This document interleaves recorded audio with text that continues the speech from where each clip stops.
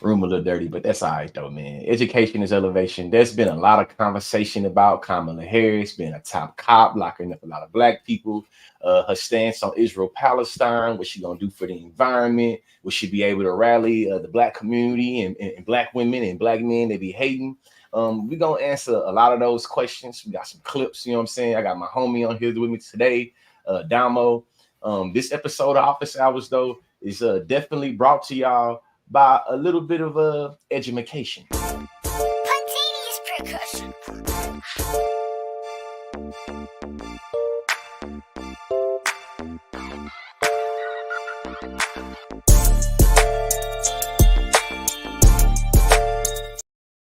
Yes, man. What's going on, Damo? Can make sure y'all can hear us real good on the microphones and things like that.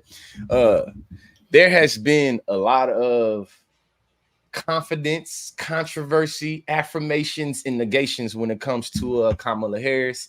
And I feel like you and I have had a lot of not only conversations today, but I feel like over the years about Kamala Harris since 2020. I'll say since like 2018. Since like 2015 when she first started trying to run for president. Before we get into the videos, though, what's your thoughts, man? Yeah, so I'm not gonna lie, bro. Like I'm bringing the same type of enthusiasm to 2024 that I brought to 2020 in terms of Donald Trump can't win another presidency. You know what I'm saying? Like I think I'm a part of the like never Trump group. Like I'm whatever Democrats we gotta kind of settle for the moment. Like this is the moment when it's absolutely necessary. You feel me? Like there's a certain I mean it's the at the core of it, just being honest, it's the lesser of two evils framework. I think makes more sense with Kamala than it did with Joe Biden. You know what I'm saying? Like Joe Biden did the shit that he did made it to where it's like, all right, bro, when you tearing down protesters, you know what I mean? When you funding both sides of the genocide, you know what I mean? Like giving aid while at the same time giving weapons that's requiring motherfuckers to get the aid. And then you turn around and tell U.S. college students that they, you know what I'm saying, that they fucking up because of a foreign leader complaining. Yeah, that's, you know what I mean? To me, that's why I feel like, yeah, I like whatever happened kind of happened. You know what I mean? But Kamala kind of turned that around though. You feel me? To where it was kind of like, okay, cool. Vote for this is the Democrat. Would you rather it is what it is. It is what it is. So yeah. Well, We're gonna Kamala for president. That's where we at. Yes, pretty much. have the black president or the white president who got 1.7 billion off the price? I think they want the white guy right now. When I see stuff like that, I think specifically about how all the conservatives was chastising me from 2019, really shit, ever since I've been on social media as consciously about race hustling, about victimization, about playing the race card. And it's just funny to see how they responding to their Lord and Savior Trump, playing the same shit they said that was bad. Nah, the silly shit is that, again, like you said it in the chat, they literally saying the quiet part out loud. Do you want the white president or the black president? That's the real conversations they having amongst themselves. Do you want to elect the nigga? Like, is that another one? You know what I'm saying? Yes. Another one, and this time a woman, a black woman. That's the real conversation that's taking place. So yeah, like that, like thank you. You know what I mean? For, like they say that Donald Trump is honest. This is the type of honesty he brings. We need again, honesty too. Right. But again, this is a dumbass reason to vote for his honesty. Like his honesty gives clarity to why niggas shouldn't be voting for somebody like this, especially with this kind of race bait. Hey man, this next video. I also this video right here is us having. We're gonna try to make it where the conversation isn't dragged throughout the whole live stream, but there are a lot of people that is critical about Kamala being able to create a distinction between herself and Joe Biden, especially when it comes to Israel-Palestine. Here is a speech of her, you know what I'm saying, talking. Adamo, it's like 2 minutes. So if you want to like say something, I'll definitely pause it so you can say that, you know what I'm saying? But kind of making it where we give a well-rounded analysis of Kamala Harris and what we're going to be dealing with and what we're getting ourselves into if she's elected as president. Expressed with the Prime Minister my serious concern about the scale of human suffering in Gaza, including the death of far too many innocent civilians. And I made clear my serious concern about the dire humanitarian situation there, with over 2 million people facing high levels of food insecurity, and 500,000 people facing catastrophic levels of acute food insecurity. What has happened in Gaza over the past 9 months is devastating.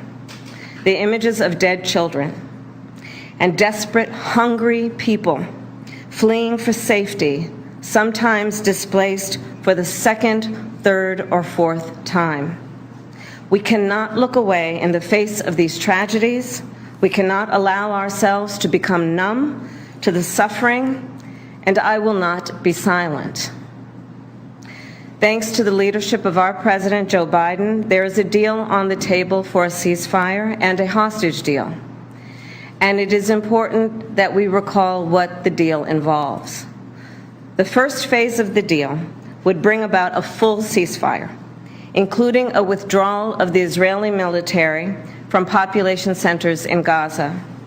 In the second phase, the Israeli military would withdraw from Gaza entirely, and it would lead to a permanent end to the hostilities.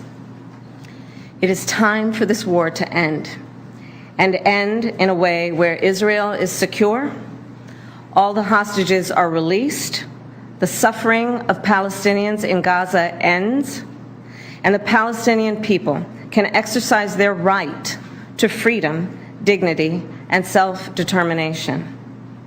There has been hopeful movement in the talks to secure an agreement on this deal. And as I just told Prime Minister Netanyahu, it is time to get this deal done. So to everyone who has been calling for a ceasefire, and to everyone who yearns for peace, I see you and I hear you. Let's get the deal done so we can get a ceasefire to end the war. Let's bring the hostages home, and let's provide much-needed relief to the Palestinian people. Kamala Harris for you. I think that's a step in the right direction. I think it's a step in the right direction. That's different from your sentiment earlier.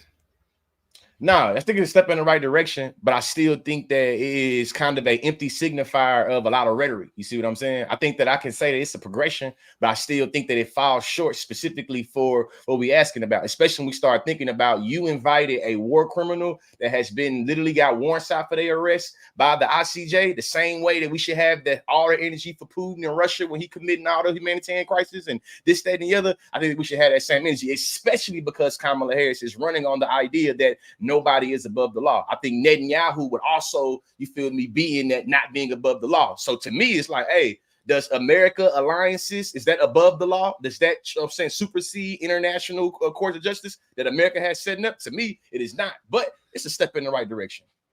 Yeah, I think it's difficult because, like, at best you can do is break even when it comes to Israel-Palestine in terms of perception. The best you can do is break even, because on one, you have two very distinct sides in this conversation. One side that, as we talked about earlier, which is mainly critical of U.S. policy as a whole, something that's not even really specific to any one particular candidate, right? And having to navigate trying to campaign while not flat out campaigning against national policy, but at the same time pay respect to the sentiment, to the argument, and to the frustration of people who really not trying to exist in a world and in a country where we facilitate in them type of atrocities, that type of shit. So I think as much stock as, because I mean, I think that's the question for everybody is, how does she navigate this Palestinian shit? And it's really more of a question of, can I do enough to where the people that's gonna complain, the people that's on my side gonna be on my side, and I'm not doing anything to alienate any other group. Because really, when it comes to her distinguishing herself from Joe Biden, that, like, just that alone was leaps and bounds from Joe Biden's responses. Joe Biden was literally getting up on podiums spreading propaganda. You know what I mean? He literally calling himself a Zionist, literally. You feel me? So having like so that okay, boo. So she at least know how to be able to recognize atrocities taking place and why a ceasefire is important, even though she's trying to toe the line of not pissing off APAC.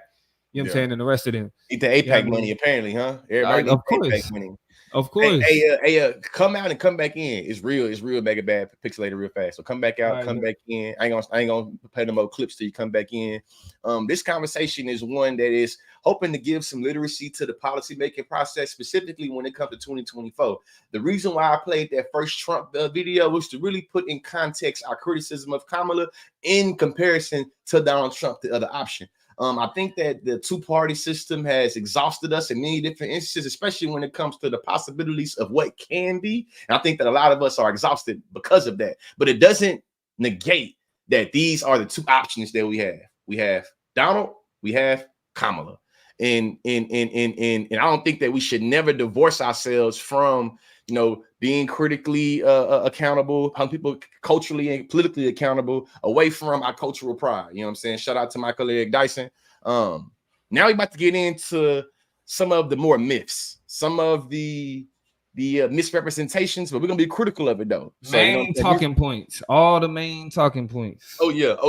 But about to go on a roller coaster real fast. You know what I'm saying? So brace yourselves. Years I've been told, hey, she put thousands of black men in jail unjustly for marijuana charges. We looked into this claim about VP Kamala Harris and found that it's actually misleading. The number first came from a 2019 Democratic presidential debate where Tulsi Gabbard said she put over 1,500 people in jail for marijuana violations and then laughed about it when she was asked if she ever smoked marijuana. But here's what we found. During Harris's tenure as California's Attorney General from 2011 to 2017, over 1,900 people were admitted to state prisons for marijuana or hashish-related charges. But cannabis-related cases in California are prosecuted by district attorneys in individual counties, not attorney generals. Kamala Harris was the district attorney for San Francisco from 2004 to 2011. And during her tenure, she only sentenced 45 people total, not just black people, to I think that I think this speaking point that's been sensationalized about how Kamala Harris was the top cop of California and how she led to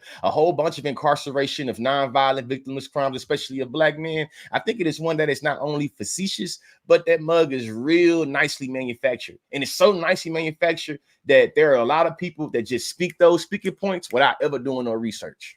Right. And really, for what I appreciate about this election cycle is that, like, for example, in 2016, it wasn't enough people pushing back against a lot of the super predator rhetoric. I mean, everybody just kind of was buying into that. In 2020, it was some pushback against the crime bill rhetoric. I kind of conceded that mug. Like, all right, whatever. Yeah, right. I mean, because like if you think of it from a larger perspective, the crime bill was bipartisan, regardless. So that wasn't a Joe Biden thing. But again, that was one of the things, like, how could you support Joe Biden, crime bill, etc. Right? So I think we've gotten to the point now, though, to where it's like it's either put up or shut up. Like, we can't keep having the same this person in jail and black people and not start to recognize with them. Maybe that ain't even a question of a candidate. You know what I'm saying? Maybe that's not, maybe regardless of what position you in, black people get locked up. Maybe regardless of what race you are, if you in that position, you're gonna lock up black people. And let's not forget the big picture in this instance, though. If we gonna sensationalize Kamala Harris as being a top cop and being a prosecutor, let's think about who major police organizations are supporting. Are they supporting Kamala or are they supporting Donald? Who you think the police union, or, you know what I'm saying, the fraternal order of police, who you think they're gonna be endorsing this election? The top cop or the convict? Probably the convict. Which, and look, before we go, so you say that now and ask the question next week. Another double turn in that shit, right, is that it also flips on conservatives too, because conservatives always talk about Democratic ran cities and how they soft on crime. Democratic ran cities, how they soft on crime and how they always trying to let criminals go. But now, if it's all this conversation about her locking up black folk, who really soft on crime? Y'all the ones supporting the criminal. Democrats are supporting the one that's allegedly locking up all these weed charges. let's unpackage this criminal convict talk. I was talking to, you know what I'm saying, Max, you feel me? And we was talking about, is there a way for us to acknowledge that Donald Trump is a felon without like pushing pathology on the other felons that probably is innocent? You know what I'm saying? Is there a way for us to talk about the way that Donald Trump is wrapped up in criminality without us like pushing criminality in a way that is, you know what I'm saying, desperate for niggas? You feel me? Nah, I think what it is it's more so calling out the contradiction. Like, because it's like, all right, felony, like being a felon is a pathology that's, you know what I'm saying, that exists, right? Okay, cool. If that's true, even though we've, you know what I'm saying, advocated against like the way felons are treated, denying them opportunities, especially if they coming out of being in jail, that was even harder to get actual work, which pushes you back into criminality. We've had these conversations. But at the bare minimum, if this pathology amongst felons exists, why ain't it being put on this nigga? If that pathology exists, if it's placed, if we're saying that it's placed on all these other people, y'all tripping by still supporting this nigga.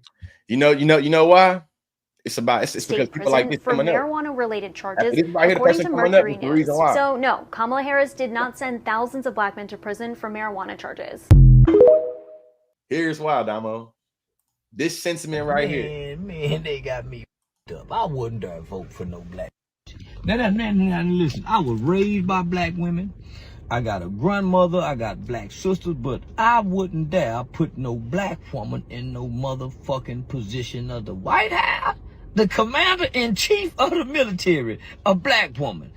Not only that, a mixed black be married to a white man. Hey, and the irony of him saying that is when he got into it with Tia Kemp, Rick Ross' baby mama, and they was going back and forth about, you feel me, how they look and shit like that. Charleston White told Tia Kemp that he had fit, beautiful, mixed kids, and that her kids was fat, black, and ugly. And this man's supposed to be the leader of the hood, the leader of the black community that makes all these inconsistent claims. On one instance, his kids is better than Tia Kemp kids because his kids is fit, mixed, and cute. Yeah, on the other instance, though, Kamala Harris cannot be president because she's a mixed bitch, quote unquote. Like, to me, it's like when individuals be like, oh, consciously, you just be hating on Charleston White or this, that, and the other. They be like, what are we talking about? Nah, niggas be okay with that shit, bro. Niggas is okay with talking like that. That's the problem. Like, niggas feel that way. That's why niggas be like, consciously, you hating. Because they like, what's wrong with what he's saying? He telling the truth. Yeah, you know I mean? Her pH balance is way off with that white. And you can't make me believe. Hell no. Man, Kamala Harris got a white boy. Her pH balance is off, and her mental stability got to be off. Without pH balance, unless she's sneaking in. Now, if she's sneaking and a nigga, then we might can let her be vice president. But there's no way. America, I'd rather for black people to go back to slavery than let a black woman run this goddamn country. I'd rather go back to slavery than let a black woman run this country. That sounds a lot like the white supremacist Confederate flag toting people and how they believe that black folks is always already supposed to be beneath them and ain't no way in hell they're going to allow for their commander-in-chief, the leader of this free world country, to be a black woman. So when we start thinking about the ways in which there are a lot of black men that got lost in the sauce in the right-wing conservative, I'm going to call it a like recruitment. You feel me? That was being recruited. You know what I'm saying? I think that there was a pipeline that happened specifically for a lot of fellow black men and people like Charleston White that really bought into a lot of bullshit, and you trying to be a fake intellectual, contrarian, clever man, and you just really repeating white supremacist speaking points. Yo, what I find so prevalent and insidious about whiteness is that it's really convinced niggas that getting on the internet and talking bad about niggas make you sound smart. Like, you're a free thinker for critiquing and tearing down and degrading black people. That makes you a free thinker because it's people telling you that you shouldn't do that. Ah, Dominic, you're on the Democratic plantation, and it's like, listen, man. Right. Racism is bad. Get out like those liberal talking points. Like, what are we doing? What are we doing? Don't do it. Hey, listen, man, I'm against anything with a black woman running shit, motherfucker.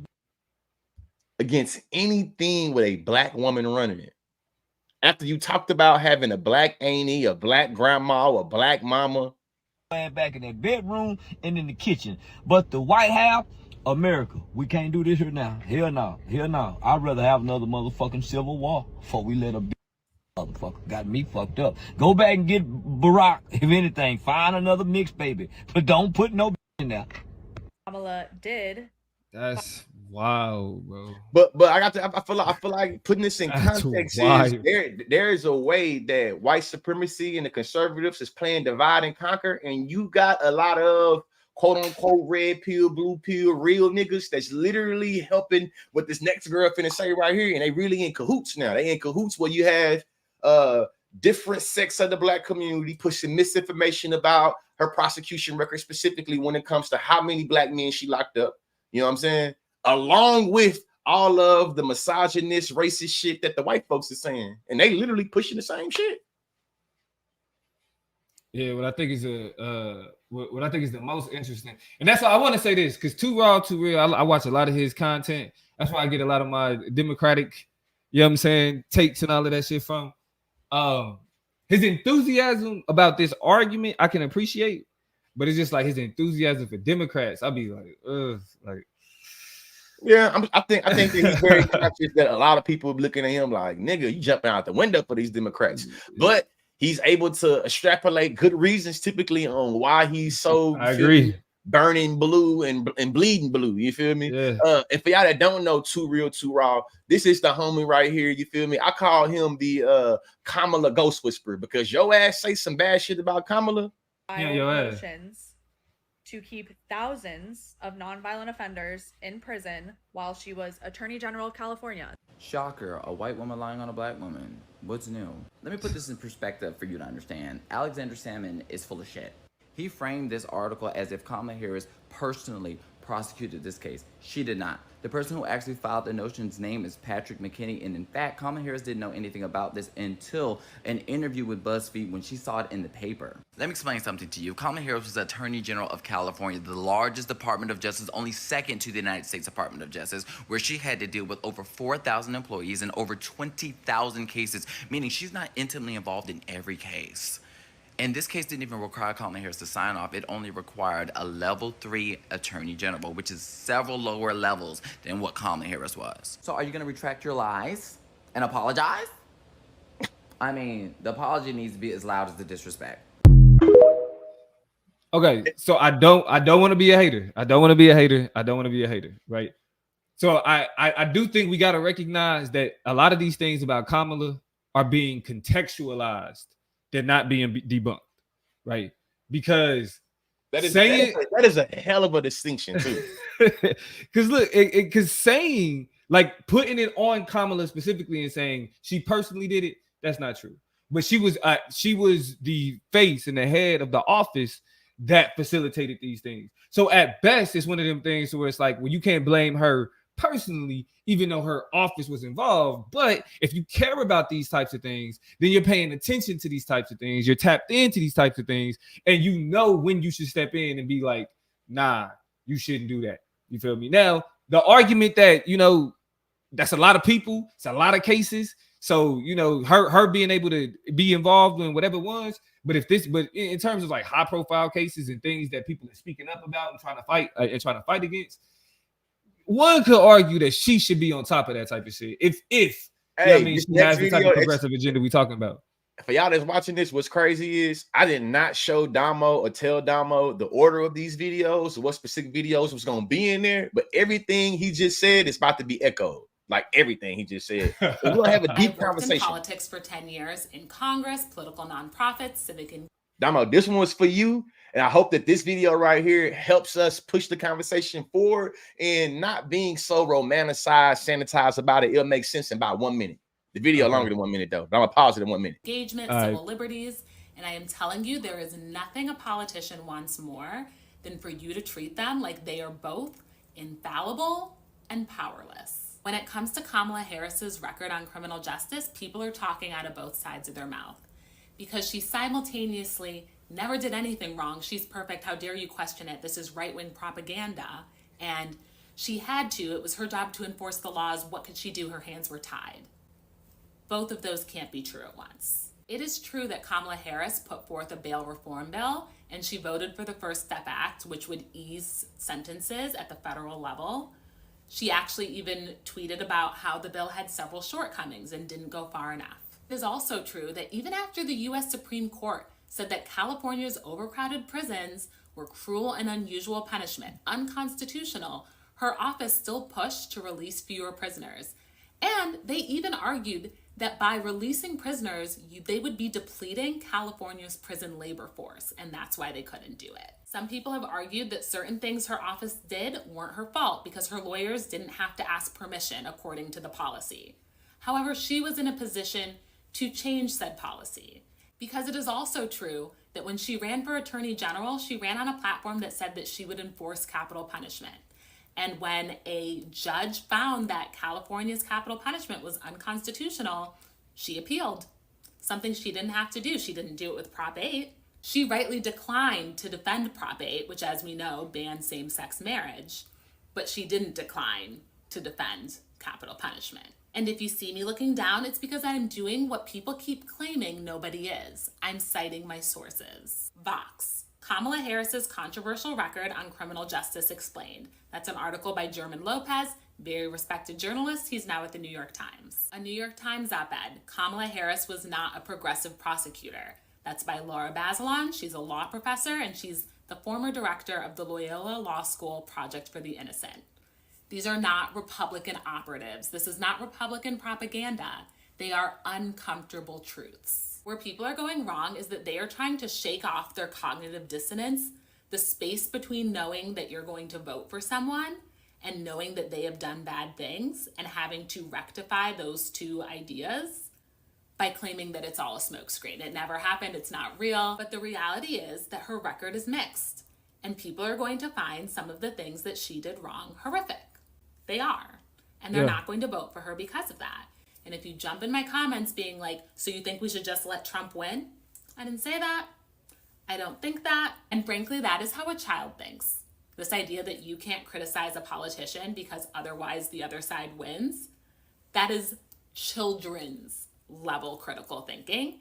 And it's what politicians hope you have because they don't want to be questioned. They don't want to be pushed. So you can scream yourself until you're hoarse at the people that don't want to vote for her over her criminal justice record, don't want to vote for her over Gaza, or you can push her to be better on those issues. Yes, abortion is on the line. I have had abortion in my portfolio for every single one of my jobs I've ever had. I worked at Planned Parenthood. You're welcome, by the way, for defeating Trump's Planned Parenthood defund. But abortion is not the only issue on the line, and it's not everyone's top issue. If you want to avoid a Trump presidency, if you want more people to vote, you need to dig your heels in, throw your political weight around. Say, you're not getting this support unless you change X, Y, and Z. Hillary Clinton did not have tuition-free college in her platform when she started running.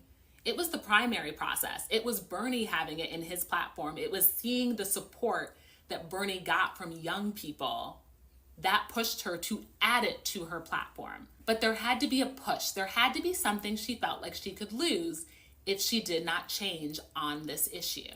You can put your blinders on and shout everyone down who brings up facts about Kamala's record, not just on criminal justice, but on any issue they care about where they don't feel like she has done a good enough job. And you can plug your ears and keep your mouth shut and vote blue no matter who. But then what? Nothing changes? We win, kind of. Lot to unpackage there. Your thoughts, definitely. Well, yeah, I agree 100%, but I take it a step further though and be like, bite that bullet. Bite that, like, yes, like I've been saying this for years, Lee. Politics is a dirty game. Politics is a dirty game. Kamala is Kamala is Pharaoh. She is not Moses. Shout out to Michael Eric Dyson. I was gonna give him credit for that. Period. Like, we're not voting for our savior. We're not voting for Malcolm X or Martin Luther King or Angela Davis or, you know what I'm saying, James Baldwin. We're not voting for them people. And we're not even gonna be able to get close to voting for them type of people. Voting is about mitigating circumstances. So yes, Kamala did this type of shit. She had this bad history. But if we're saying that we want to force politicians to change through our support, then that means who do we have a better chance of influencing a policy by demanding certain things that they change? It ain't Donald Trump. It ain't Donald Trump. That's what I come in like shit. And it's not. No, but look, Lee, hold on, because I'm gonna because I hold your feet to the fire. I don't have no pushback, nigga. I am listening. I come in while I'm saying like, listen, man.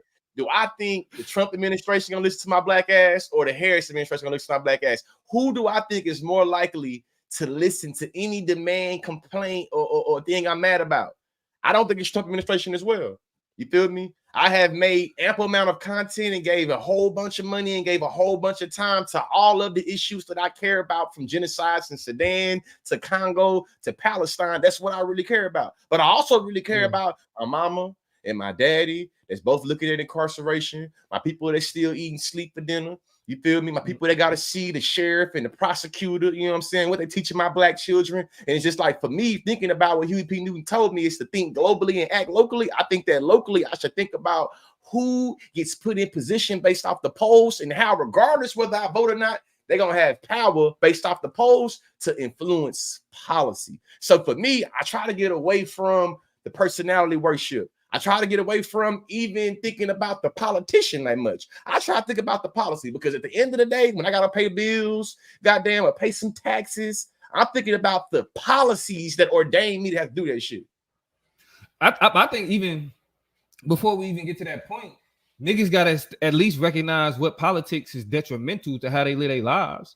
You feel me? Like we at least have to be paying enough attention, because as much as niggas talk about Kamala, and she actually happens to be a prosecutor, so this kind of, I mean, niggas kind of get a pass with that.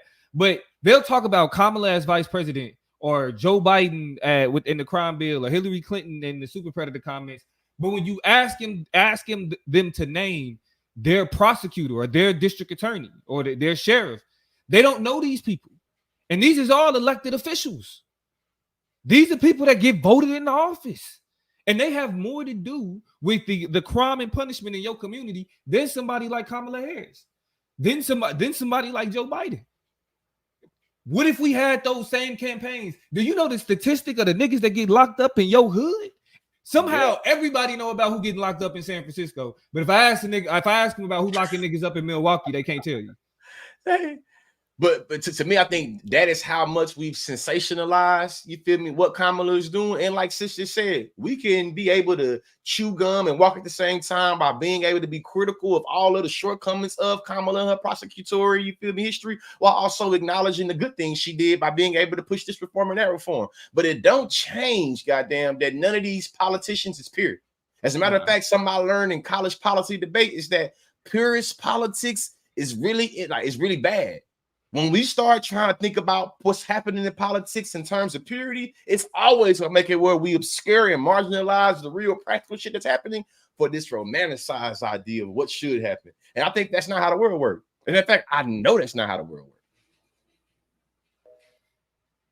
works. You got another video? And then the campaign says, I'm the prosecutor, and he is the convicted felon. I'm Kamala Harris, and I approve this message. That's childish.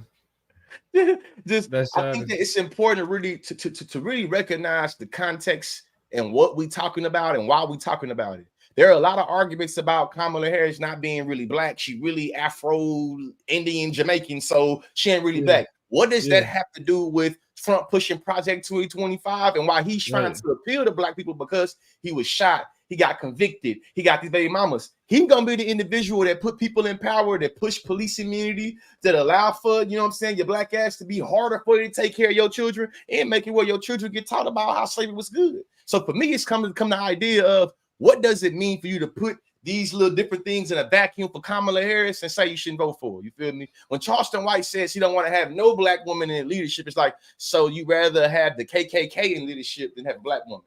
Yeah. Yeah, I mean, he's a Confederate flag wearing nigga, so that's not even a hard question for that nigga to answer.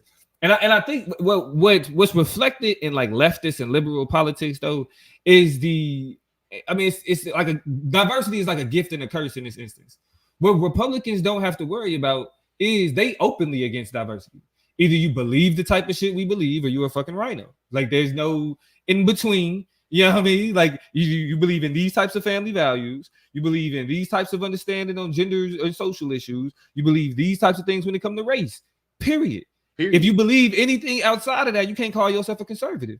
The thing about the Democratic Party is that as much as it acts like it appreciates diversity and understands diversity, it does a terrible job of incorporating diverse perspectives into how they go about policy. And then when they do offer certain things, it's like really heavy-handed and ineffective. You feel me? Like shit like affirmative action. As much as like I'm gonna say that taking it away was bad, and we able to see the detriment of it. But even with it being implemented, white women still took more advantage of it than black people did, even though we was the face. Asian kids still took more advantage of it than black people did, even though we was the face. You feel me? So it's like that, like because Democrats attempt to bring in so many different people, it also creates that much more room for division. And we even see it amongst the conversation with black people is you want to talk about policy. We can't get to talk about policy because niggas is still trying to figure out if she black or not. Niggas is still trying to figure out like what is her daddy? It's like, because they said she only got one black grandparent. So what, you know, that's kind of we can't talk about shit. We can't talk about what policy demands we would want to influence her with by, you know what I mean, whether it's social media or casting the ballot or holding that shit back. We can't do none of that because we're so caught up in identity politics, and not even in a constructive, progressive way. Straight up. That's hilarious. Shout out to you, nigga. Shout out to you. Yeah. But yeah, not even in the like Democrats, their policies includes identity politics, but they don't be progressive policies. You know what I mean? And that's why they end up cannibalizing themselves. Like at the end of the day, yeah, I'm glad Kamala running, but the Democratic Party cannibalized Joe Biden. That shit was ugly to watch. Yeah, it was some Hannibal Lecter shit. Definitely. To me, it shows that the Democratic Party as a whole don't know how to play ball, and they stuck in like 1994, 1984. When I realized in 2024, your respectability politics, your standards of decorum, all that shit been thrown out the window. These folks doing whatever they want to do, how they want to do. As a matter of fact, how someone saying in the hood, Donald Trump is letting that dick slang, and he's slanging it whichever way he want to slang. You know what I'm saying? And for me, thinking about it from a policy standpoint, when the Supreme Court was able to move precedents that allow for the president to have extra power and shit like that, to me, it's like, hey, Joe Biden, at this point, fam, you not already tried to save your legacy, you feel me? Now we need you to take advantage of some of these new presidential powers, goddamn, the Supreme Court didn't gave you, and make it do what it do. Expand Supreme Court, goddamn. Codify some laws, overturn some shit. You're not doing that because you want to play 1984 Democratic respectability politic games. And I recognize that in 2024, they don't care. That shit ain't fly. Yeah. Well, it's certain things that he's trying to do now. You know what I'm saying? Like he's trying to do shit with rent. It was something else that I had seen that he was trying to. He's trying to actually put forth the constitutional amendment to reform the Supreme Court. Yeah, that's what that nigga need to do. That's what we need. That's what we need. Hey, and saying this right here, me and Damo, I don't know too. This is like my best friend right here. It's my best friends right here, right? So me and him debated a lot in 2016. 2016 was the first time I ever voted. Because far and beyond, he was able to convince me the way I was seeing shit wasn't the way. That's a lot. Yeah, 2020, first time I, you know what I'm saying, voted, because 2016, I was still in college. And I seen so many of my immigrant friends showing up to class on goddamn November 8th, 2016, crying, heavy-headed, not being able to go back home, even though they've been saving for 2 or 3 years because because Trump was talking about deporting them, because Trump was talking about Muslim bans. So for me, it's like, hey, man, American international policy is about imperialism and always about spreading empire and fucking up around people. I know that it's true. I know that anytime somebody gonna be the president, imperialism is a part of the role. I also know that if this individual get in right here, not only is he gonna be blowing up Muslims, he's gonna ban them from coming into the country. Yep. So for me, it's starting now thinking about like, all right, man, I got 2 shitty landlords. You know what I'm saying? One of them is more of a slumlord than the other. You dealing with a slumlord regardless. I'm dealing with a slumlord. You dealing with it, and that's why I feel like if you putting everything on all of your vote on this question of Israel versus Palestine, it's not like, listen, I don't think it's, I feel bad weird saying it, but I don't think that it's indicative of people knowing how policy work, especially if you understand international relations for America. International relations for America, for me, it's only been one president since 1948. There's been one president since 1948 that's been extremely critical of Israel-Palestine. That's Jimmy Carter. It's a reason why that man only lasted for one presidency. Not only did he fuck up Iran, he fucked up some hostage shit with Iran. He also, goddamn, was going against the grain. Yeah, and it's one of those things. It's like, yo, if you care about Palestine, Trump policy towards Palestine will be worse. People forget that he kind of stoked tension in the region when he moved the capital of Israel to Jerusalem. That was a cultural move. Niggas was hot about that shit. Like, that was the type of antagonism that we can expect to see from the Trump administration. So it's like you frustrated about what's happening in Palestine, not even recognizing that the person you complaining because they supposed to be on our side. And I get it. Our standards are different for Democrats because they supposed to recognize social justice issues the way that we recognize social justice issues, but they are fucking politicians. And the one thing that they're not gonna escape is you're not about to get into office if you too hardcore against certain just that's just straight U.S. policy.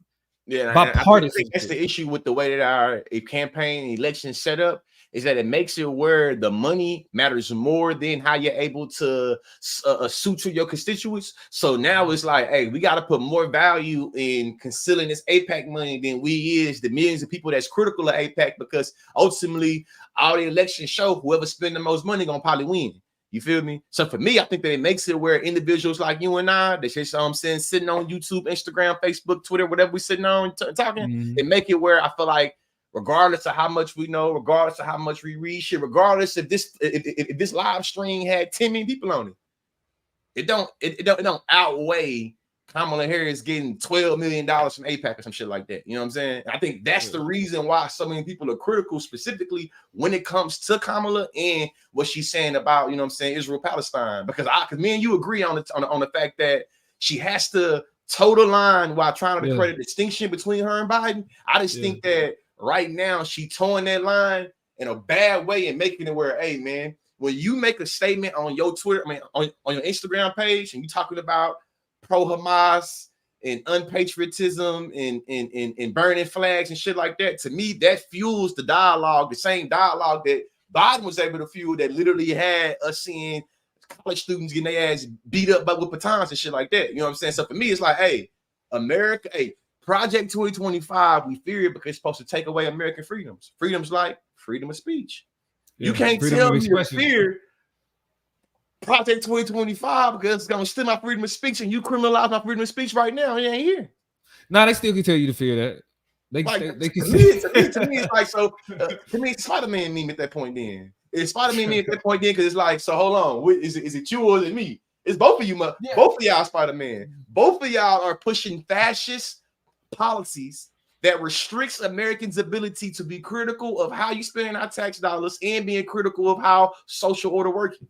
If you tell me I'm supporting terrorism, and I know that Congress just passed a law that said, hey, if you are inciting terrorism with your language, your ass going to jail, and you tell me I'm supporting terrorists, listen. I think there's enough time for, like, she had to say this, and we talked about this earlier. She had to create a straw man. I think what she was trying to do, even though she kind of did it again in a heavy-handed way, was create a distinction between people that support Hamas and people that support Palestinians. Like, because but the problem though is that she's using the same straw man that Piers Morgan uses, that the Israeli government uses, right? But she's trying to create a different distinction to try to say that there is a distinction between the two. She's not interpolating it the same way. I'm only able to. I don't think she is, because I think she recognizes that she cannot piss off these young folk like that.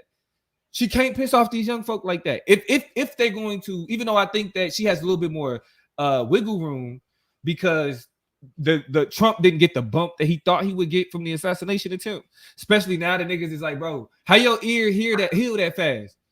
Why you ain't got no hope? But you know the FBI came out and said it was shrapnel. That like Christopher Wray came out and was like, so Trump really didn't get shot. Like something broke off and cut him. So that's where the blood came from. And that's the reason why Trump want to do away with the FBI, because they ain't on his side. Right. The law and order president want to do it with the 30-something felonies, want to do away with the FBI. But I think that if we're looking at the threat of Project 2025 and Kamala replicating anything close to Biden era Israel policies, it's hard to think how people would lean, but I think niggas would lean more towards the threat of Project 2025 and yeah, not be happy about the Israeli policies and speak out against those policies and really, because it's really about being active about speaking out about it once they in office, right? To enforce that change. But I do think though Donald Trump don't really have a lot of momentum moving him towards November, and all we know is he's gonna keep saying stupid shit. JD Vance is pissing people off. Like he's not popular at all. JD Vance is fucking couches, cuz. I don't know. And again, Christians get out. I heard that, but I have not looked into it at all, bro. I don't want to look shout out to Pearl Mania. Shout out to Pearl Mania. If I ain't following Pearl Mania, he's somebody that's also a great news source that he followed the news like a mud. He covered JD Vance having sexual proclivities towards couches and dolphins. You feel me? Don't believe me. You see Damo had reached over me search. Don't take my word for it. Look it up. You feel me? JD Vance, couch, JD Vance, dolphins, and you'll see what you're going to see. You know what I'm saying? Bro, but all people talk about perversion and being freaky and sexualizing shit. Hey, these folks is actively trying to push policy while trying to sexualize the LGBT community while they have a vice president that's fucking couches. Bro, I've heard JD Vance and couches, and I've avoided that shit. Like I've literally avoided it. Hey man, you said Trump been saying stupid shit, huh? Yeah. I got a whole bunch of clips of him just saying stupid shit. Here goes one. And again, Christians, get out and vote just this time. You won't have to do it anymore. 4 more years, you know what? It'll be fixed. It'll be fine. You won't have to vote anymore, my beautiful Christians. I love you, Christians. I'm a Christian. I love you. Get out. You got to get out and vote. In 4 years, you don't have to vote again. We'll have it fixed so good you're not going to have to vote. What do you say, Damo? What do you say? What do you say? Come back out. Come back in. You froze. Come out. Go back in. You froze. I need your response to this because I'm back. I'm back. You went froze. He talking about you don't have to vote ever again if you vote this one time, and he not Christian. Bro, hold up. Yeah. Look, I'm good now because I'm looking on YouTube. I can see how it feels. Yeah. He not Christian. My mouth. It got. And stuck again, on, Christians, hold on. get out and vote just this time. You won't have to do it anymore. 4 more years, you know what? It'll be fixed. It'll be fine. You won't have to vote anymore, my beautiful Christians. I love you, Christians. I'm a Christian. I love you. Get out. You got to get out and vote.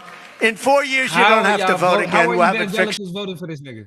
How are Christians voting? How are evangelicals voting for this nigga? He said he's not y'all. Hey, there are so many black Christians that say, you know, Conscious, I don't agree with everything that Trump says, but he's a Christian and I'm a Christian and he aligns with my Christian values. He don't align with Christian values. We ain't talking about grabbing no pussies no more. We ain't talking about him losing the sexual assault civil cases. I mean, the sexual harassment cases. We ain't talking about him saying that if Ivanka wasn't his daughter, he'll have sex with her. We ain't even talking about none of those things at all. He said he's not Christian. And that if you vote for him this time, he gonna fix it so much you'll never have to take advantage of your democratic civic duties of voting ever again because him gonna be a dictator. It's not no media spin. It's not no, you feel me? That's what he said. The lights are so bright in my eyes that I can't see too many people out there. But I can only see the black ones. I can't see any white ones, you see? That's how far I've come. That's how far I've come. That's a long way, isn't it? Besides, we've come a long way together. And these are black people clapping. These are black people clapping. Hey, but man. what I will say,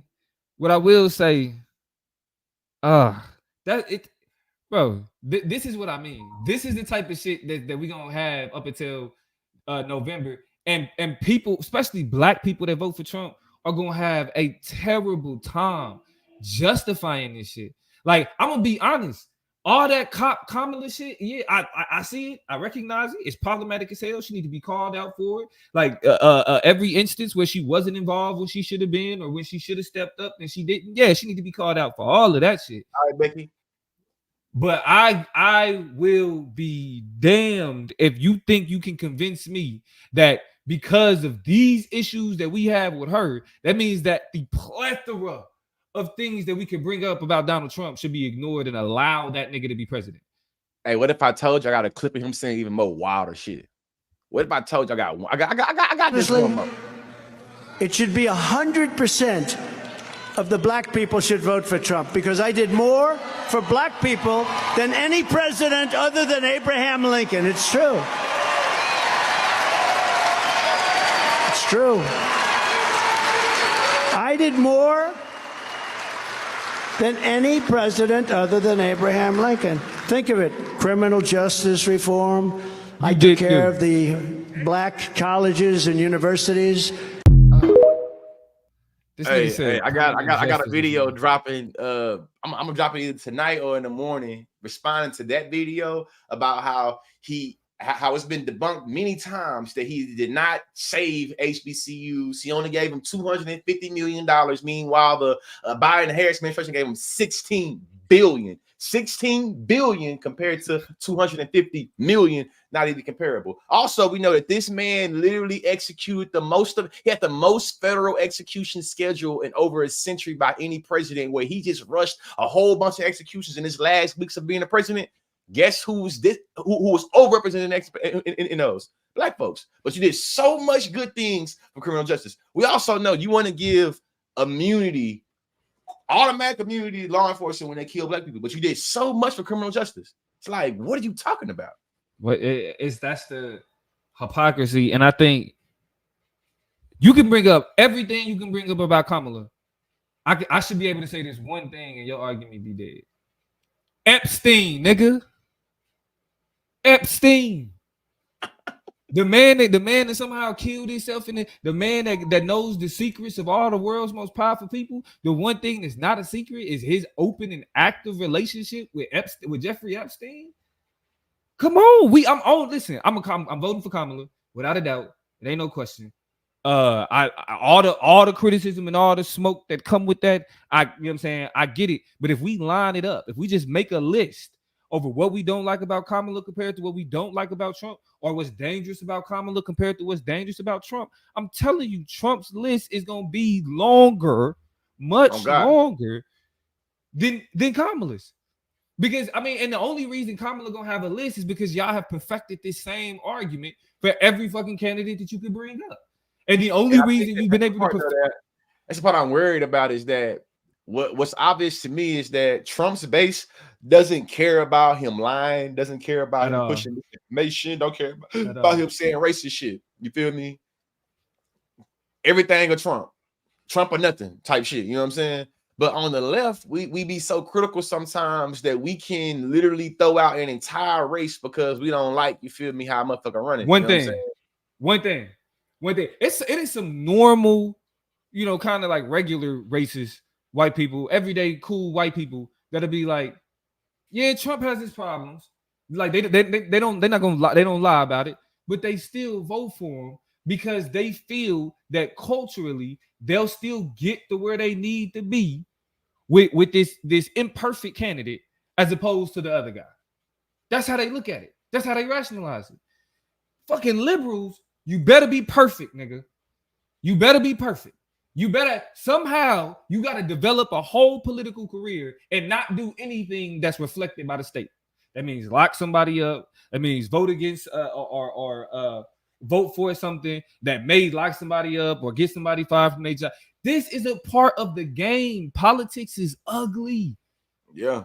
In the idea that you don't care about politics, therefore you're not going to participate in politics, it's not clever or smart, because politics still going to dictate a whole bunch of legislation and policies and laws that you have to abide by. And if you don't abide by, it's going to be consequence repercussions. So when we think about how literally in 2020 from now, we've seen Supreme Court overturn a whole bunch of different laws. Whether you voted or not in 2020, it don't matter. Don't make no Supreme difference. Court still ruled down what they ruled down, and you still have to abide by those, or there's going to be consequences. So when you think about the idea that you don't care about politics, you don't see the point, you know what I'm saying, it's that and the other, it's like you should think more about who gets what, when, where, and how to impact you. And I love going to the high school definition of politics because they don't convolute it with a whole bunch of bullshit. Who gets what, when, where, and how?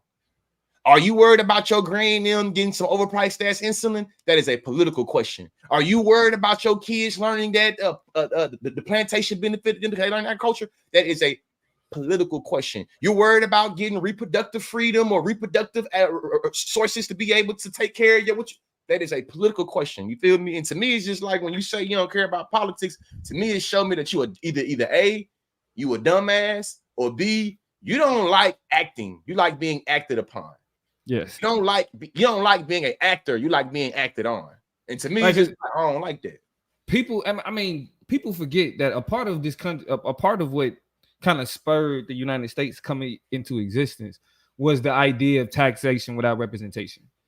We now live in an era where people are undoubtedly taxed every day and have no problem with the people or being a part of the process that put those people in office. Like niggas, like people, as much as niggas talk about how much money they got when Donald Trump got elected, don't believe the fucking hype. On two separate occasions, Donald Trump raised taxes on poor people, one advertently, the second inadvertently. Most people don't talk about Trump's policy victories because he really only got two, maybe three. But the two policy victories that he stand on is first the tax code, which ended up raising taxes on people who made $30,000 or less and lowering taxes for people who made $300,000 or more, as well as getting rid of shit like a state tax and other taxes that rich people got to pay when they move in their money and shit, right? Poor people end up paying more taxes under his tax code, and his retaliatory tariffs ended up causing the price of like literally drop the US GDP and raised and contributed to one of the largest tax hikes in history, as well as costing us 100,000 jobs. Look it up. Not only look it up, it's like when you sensationalize a PPP loan or you sensationalize getting a stimulus check, it showed me that you don't recognize how systems of like separation of power, how it works in our country, and how it wasn't Donald Trump that gave you the stimulus check, it was Congress that gave it to you. And how also that if it was a different administration, they would have been able to influence that you got more of a $1,200 than what you know what I'm saying, what you got. So for me, it's just like, man, not only is this like a false speaking point that conservatives say, even Donald Trump, I'm gonna do a video on this. Donald Trump has a statement of him saying that he thinks the economy is better under Democrats than Republicans before he switched up and turned to a Republican. In the early 2000s, he's making as the billionaire businessman that people all looked up to. He's saying that the best time for the economy and him in business is for Democrats. We also know Damo did a whole bunch of research on different ways in which how economically, politically, and socially the Black community as a whole has always benefited from Democrats more than Republicans. Like, I will give y'all the name of the study. It's called Racial Winners and Losers in American Party Politics. It goes back 20 plus years of presidencies and shows that unemployment decreases under Democrats. It rises under Republicans. Poverty decreases under Democrats, rises under Republicans. And what's crazy is not just for Black people. Across the board. Like everybody is poor with Republicans. Not everybody, like the because normal person. Republicans want to give tax cuts at the advantage of stealing profits and stealing, you know what I'm saying, labor from poor people. So when we're talking about how great the economy is, you have to ask yourself the question, for who? There is no universal economy that exists that make it where everybody universally experiences the same. So when the economy is good for particular industries or people, it is also bad for other industries and people. So this idea that, man, Trump gonna be better for the economy, though, it's like, listen, man, me and Damo together paid 10 times more amount of taxes than Jeff Bezos has, and Jeff Bezos has made more money, 10 times the money in our lifetime in this hour live stream. We're on this live stream for an hour right now. 100,000. Talking about he's made exponentially more money in our lives than he made more money in this hour than we'll make in our lives, and we pay astronomically more taxes than he does. So when you ask the question, what you mean that more people benefit under Democrats and Republicans? The taxes. Thanks to Ronald Reagan, goddamn, he made it where all the corporations and all the top tier people, instead of trickle down economics, instead of them spending 30% of taxes, 40% on taxes, they spending 10, 5, man, 12. Listen, and I think what's scary is that even Fox News over the past year has had to admit the type of economic gains and the economic benefit of the Biden administration. But most polls show that people think Biden's economy is terrible. Hey, the Republicans are great at messaging. They're great at pushing propaganda because they only got one message. They're good at being persuasive with their propaganda, and that's why you have so many, not only black folks, but white folks and Mexican folks and Indian folks and Asian folks that really believe that Donald Trump, the businessman that can't run a business in New York because he runs business so bad, it's going to be so great for businesses across the country. And just like, I mean, I don't know how you ignore nigga, $100-something million in motherfucking in fees and fines that you got to pay for fraud. Nigga, you can't own. Not only can you own a business, you can't own a motherfucking a nonprofit, bro. But this is the expert businessman, and this is where it frustrates me. This proves what we've been saying. But when niggas say our whole life that in order for a nigga to get into a spot that a white person does, we got to work 10 times harder. Hey, when Barack Obama was in office, he didn't have enough experience and therefore he was disqualified. Donald Trump didn't have no experience, therefore he was the most qualified because we got to drain the swamp. Now Kamala Harris has the most experience in terms of politics, especially compared to him, and she a DEI hire. There's to me, Donald Trump exemplifies what white privilege looks like, especially when you're able to transcend your situation and shortcoming, regardless, always for success.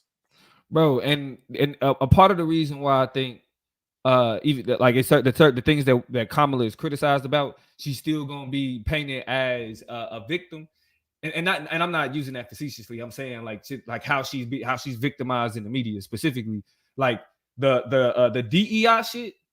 The more they keep that up, that's gonna make it easier for people to kind of recognize the danger of how they understand DEI and the way that it's utilized. Can't let that shit win. That victimizes Kamala in the eyes of voters, and like overly focus on her past relationships and who she dating and who she with. That's gonna kill her too. Now I'll admit, Obama couldn't have dated a white woman. I'll just say it. There's no point in dancing around it. Obama couldn't have dated a white woman. Thing about it is, Kamala could get away with this white man. She could. It's not. Listen, Doug, man. Shout out to Doug. Now listen though, I forgot that nigga name was Doug, but she could get away with she could get away with that just based on certain trends that are happening in the black community. But as long as she has blatant examples of misogyny that are used against her, blatant examples of racism that are used against her, it's no way that she could be painted as the same as Donald Trump, the way that they painted Hillary Clinton the same as Donald Trump. Yeah, she can't do that. Even though I will say that the last two major candidates have been just knockoffs of Hillary Clinton. Joe Biden was the old white man version of Hillary Clinton, And Kamala Harris is going to be the middle-aged black woman version of Hillary Clinton. Because it's the same, niggas going to make the same arguments on both sides. They're going to make arguments about getting niggas locked up. And then the niggas on the other side is going to argue that she the most qualified and more qualified than anybody else that's ran recently to be the president. Sounds familiar. It sounds very familiar. Sounds familiar. You know what I'm saying? So sounds familiar, bro, man. Man, in wrapping this up, you feel me? What I would say is that we should all be very vigilant on misinformation and how people are being very persuasive and facetious with how they pushing shit that's just not true. And how even though typically the lie circulates quicker than the truth, but we got to try to be, you know what I'm saying, truth seekers and truth pushers when it comes to all misinformation around this election, and recognizing that, you know, like 2020, we in the most important election of our lives. If Donald Trump is elected, he stands to be able to appoint 3 more Supreme Court justices that can literally dictate America's highest courts for the next 50 years. 50 years. I have clips of Donald Trump talking about him trying to appoint a judge that was in the 60s, 70s, and this people being like, how old are they? He like 67. He like, oh no, we want young judges. We want them to be in their 30s. That way they can be in the courts for 40, 50 years, because they want to literally overturn and recodify, uncodify any laws that made America progressive. All the shit you heard growing up about America being a melting pot, about America being diverse, about America being a land of free, America being an opportunity, all those things is on the table or on the ballot in 2024. And if shit, you don't show up, it don't matter. Something gonna happen. And this is how proficient they were in getting these judges in there. 1 in every 7 federal judge is a Trump appointee. 1 in every 7. Yeah, that's a ratio that nobody else can claim. No, none of the past presidents can claim. All right. He did this in 4 years. He appointed this many judges in 4 years. In one term. So again, before we start having before we start having this rhetoric about Kamala and Trump the same, they both remember y'all said that shit about Hillary, and let's ask ourselves this: would Roe v. Wade have been overturned if Hillary Clinton got to select them judges? I don't think so. Would a presidential nominee be arguing for presidential immunity if Hillary Clinton was it? No, don't think that either. Would affirmative action have been overturned if Hillary? No. So now let's get the bullshit out the way. Recognize that we have to have a new playbook. The political gods have gave us the opportunity to get this new playbook. We see that it's working. If niggas pull out their 2016 playbook and try to do that same shit, you're getting left behind. Or we're gonna get left behind. We're gonna get pushed back behind. Goddamn! If we do the same thing we did in 2016, this is something that Damo really got me on. You feel me? This something really got me on. He told me that based off of voter turnout in 2016, that if Hillary Clinton would have ran against Mitt Romney and the same voter turnout happened, she would have lost. Said that if the same voter turnout that we had in 2016, if in 2012 Hillary Clinton ran against goddamn John McCain, she would have lost. So what that tells you is that in 2012 and in 2008, we seen record high numbers of voter turnout. We seen that same enthusiasm decrease, and that literally impacted the way that politics happened for niggas. I ain't gonna say it all poetic, this literally. We seen that because the enthusiasm of voter turnout decreased, you seen the ability for niggas to determine our own destinies decreased as well, because they have more power to dictate our livelihoods. So moving forward in 2024, recognizing that we got all these federal judges that Trump has appointed, recognizing we got all these Supreme Court justices that Trump has appointed, he stands to be able to do more. And that's the reason why he feels so confident about being able to say, hey, y'all, listen, vote for me this time, and in 4 years you have to vote again, because he knows the court's stacked already. He already got more conservative Supreme Court justices than he need. He able to get 1 or 2 more. Oh man, we're gonna be calling him Master Trump. We're gonna be saying under his eye. Under his eye. We're gonna be running around this motherfucker like we Mormons, goddamn, like we Mormons straight out of Handmaid's Tale looking for Alfred and June. Man, these niggas is trying to get rid of shit like no fault divorce. They trying to get rid of shit like the environment protection. They trying to Whole get ass rid of shit EPA. like, you feel me? Like, just man, just listen, man. If you tired of hearing about all of the boogeyman narratives when it comes to Project 2025 and you think shit is sweet, my motto is research over me search. I definitely encourage you to go pull that shit out.